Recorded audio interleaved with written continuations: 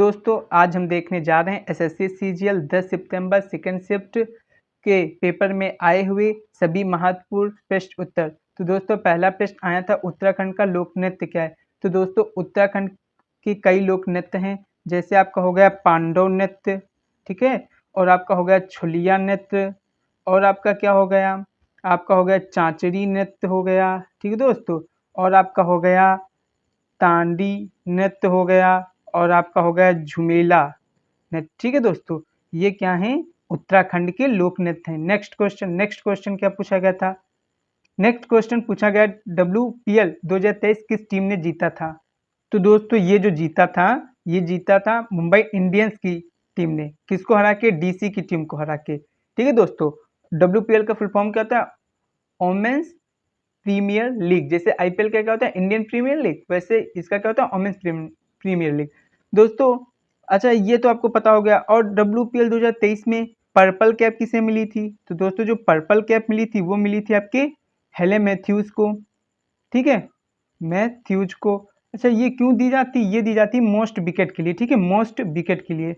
और दोस्तों आपको जो दी गई थी, क्या कहते हैं, ऑरेंज कैप किसे मिली थी, ये मिली थी आपकी मैग लेनिंग को। ठीक है दोस्तों, ये किस लिए दी जाती है, जो मतलब सबसे अधिक रन बनाता है। ठीक है दोस्तों, और ये DC की कैपिटल भी थी, कैप्टन थी। ठीक है दोस्तों, नेक्स्ट क्वेश्चन, आपका नेक्स्ट क्वेश्चन है ओलंपिक कमेटी की स्थापना कब और कहाँ हुई। तो दोस्तों आपको पता होना चाहिए, इसकी जो स्थापना हुई थी वो हुई थी आपकी 23 जून 1894 ईस्वी में, फ्रांस पेरिस में।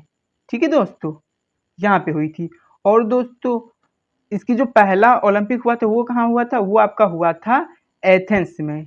ठीक है, एथेंस में यहाँ पे हुआ था आपका, जो क्या है, यूनान की कैपिटल है। ठीक है दोस्तों, नेक्स्ट क्वेश्चन, आपका अगला प्रश्न है अनुच्छेद 40 किससे संबंधित था। तो दोस्तों अनुच्छेद आपका 40 किससे संबंधित था, ग्राम पंचायत से संबंधित था। ठीक है दोस्तों, ग्राम पंचायत। ठीक है, और क्वेश्चन क्या आया था, और आपका क्वेश्चन आया था 39A किससे संबंधित है अनुच्छेद। तो दोस्तों 39A जो अनुच्छेद है, ये इसमें बताया गया है कि जो गरीब लोग होंगे उनको निःशुल्क कानूनी सहायता प्रदान की जाएगी। ठीक है दोस्तों, निःशुल्क कानूनी सहायता प्रदान की जाएगी, ये इसमें बताया गया है। नेक्स्ट क्वेश्चन, आपका अगला प्रश्न आया था प्रसिद्ध सितार वादक रविशंकर को भारत रत्न पुरस्कार से कब नवाजा गया। तो इन्हें जो भारत रत्न पुरस्कार मिला था वो मिला था 1999 ईस्वी में। ये भी याद रखना है, रविशंकर क्या है, सितार वादक है। नेक्स्ट क्वेश्चन, आपका अगला प्रश्न आया था बिलायत खान कौन सा वाद्य यंत्र बजाते हैं। तो ये क्या बजाते हैं, ये भी सितार वादक हैं।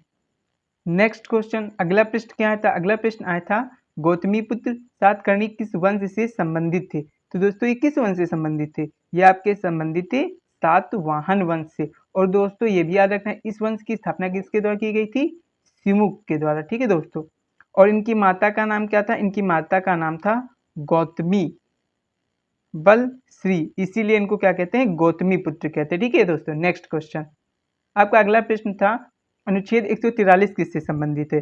तो दोस्तों इसमें क्या है, जो प्रेसिडेंट हैं वो सुप्रीम कोर्ट से सलाह ले सकते हैं किसी मुद्दे पर। ठीक है दोस्तों, नेक्स्ट क्वेश्चन, आपका अगला प्रश्न क्या था, अगला प्रश्न था मौलिक कर्तव्य किस देश से लिए गए हैं और वर्तमान में इनकी संख्या कितनी है। तो दोस्तों वर्तमान में मौलिक कर्तव्य की संख्या कितनी है, 11।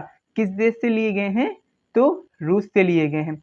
और अगर पूछा जाता फंडामेंटल राइट्स, तो दोस्तों फंडामेंटल राइट अगर पूछी जाती तो ये कितने हैं, ये आपके 6 हैं। और ये कहाँ से लिए गए, ये USA से लिए गए हैं। ठीक है दोस्तों, तो दोनों बातों को याद रखना, अगर इस शिफ्ट में ये पूछा गया तो अगली शिफ्ट में ये पूछा जा सकता है। ठीक है दोस्तों, नेक्स्ट क्वेश्चन था सर्वोच्च न्यायालय एक अभिलेख न्यायालय है, ये किस अनुच्छेद में कहा गया है। तो दोस्तों सर्वोच्च न्यायालय एक अभिलेख न्यायालय, ये किस अनुच्छेद में कहा गया है, ये आपका कहेगा 129 में। सुप्रीम कोर्ट के बारे में किसमें बताया गया है कि इसकी स्थापना 124 में।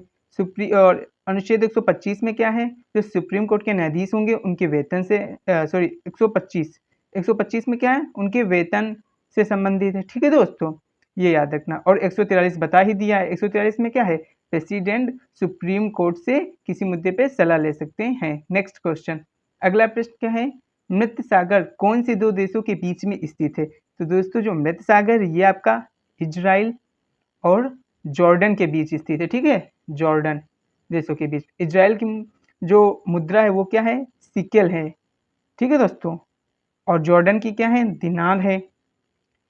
कैपिटल क्या है, अमान है, ठीक है, और यहाँ की क्या है, यरूशलम, यरूशलम, ये भी याद रखना। नेक्स्ट क्वेश्चन, आपका अगला प्रश्न क्या है, प्रिविलेज का साइनोनिम पूछा गया था। तो प्रिविलेज का साइनोनिम क्या होता है, आपका प्रिविलेज का साइनोनिम क्या होता है, मतलब अधिकार, ठीक है दोस्तों। तो इसका साइनोनिम क्या हो जाता है, ड्यूटी, सॉरी राइट, ठीक है दोस्तों, राइट।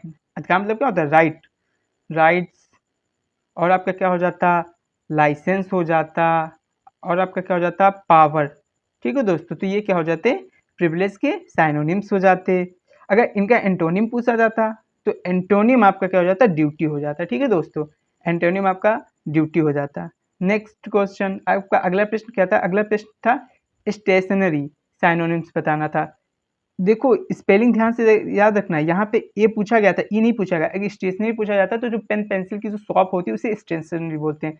तो दोस्तों ए पूछा गया था स्टेशनरी। इस स्टेशनरी का मतलब क्या होगा, स्टेबल, स्टेबल मतलब स्थिर, स्टिल हो गया, नॉट मूवेबल हो गया, ठीक है दोस्तों, ये इसके क्या हो जाते, साइनोनिम्स हो जाते, ये आपको याद रखना था।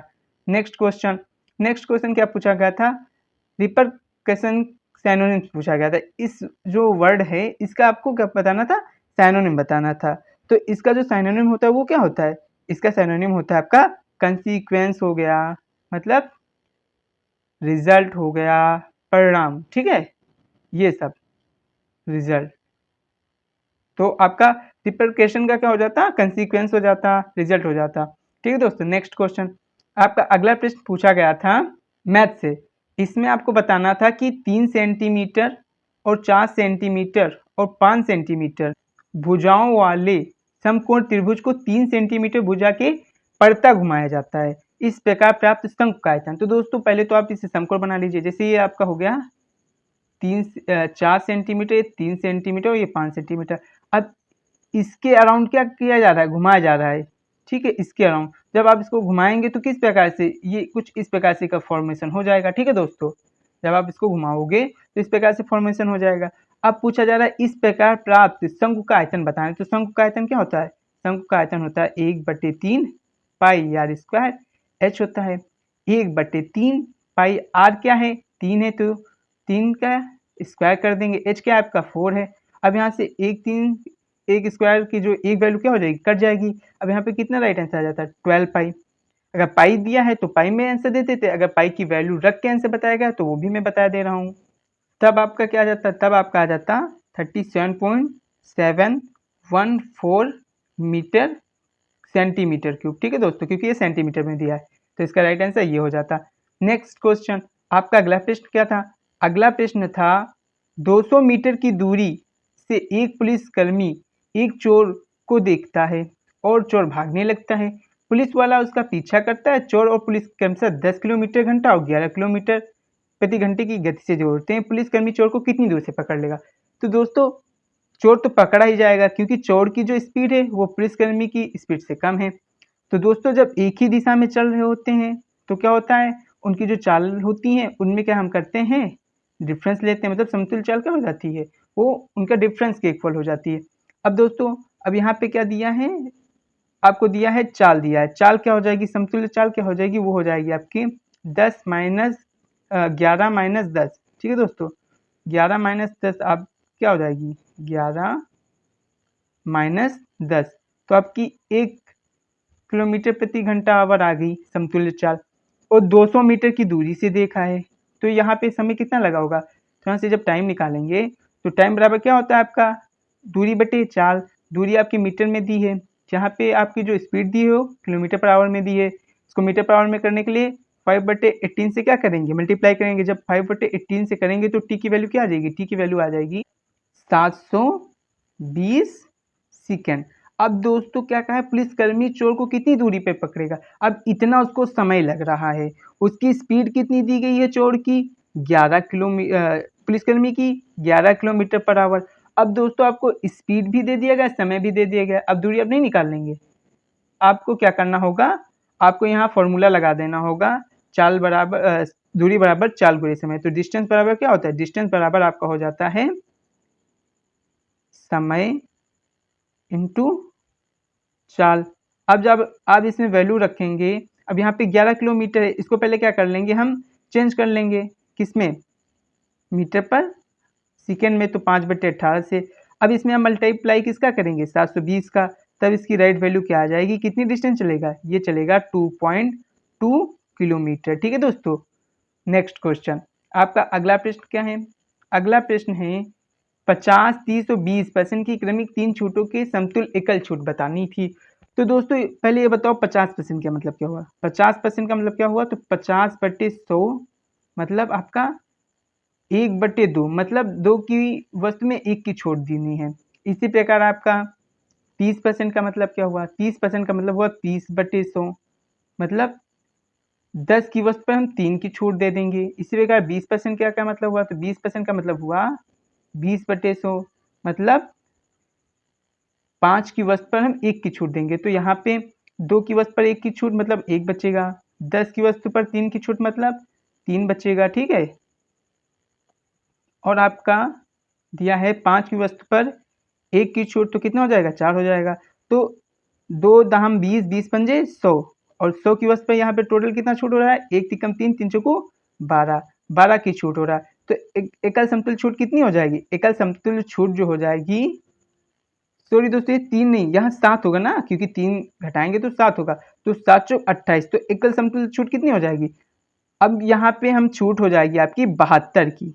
ठीक है, क्योंकि 100 की वस्तु पे वो कितनी छूट दे रहा है, 28 की छूट दे, 28 में दे रहा है ना, 100 की वस्तु कितने में देगा, यहाँ पे 28 में देगा, तो 72% इसका राइट आंसर हो जाएगा। ठीक है दोस्तों, क्योंकि जब यहाँ पे आपकी 100 वस्तु और यहाँ पे आपका 72 आ रहा है, 28 आ रहा है, तो 100 की वस्तु को उसने 28 में दिया है, तो कितनी छूट दी होगी उसने, 72% की। ठीक है दोस्तों, तो इसका राइट आंसर क्या हो जाएगा, 72%।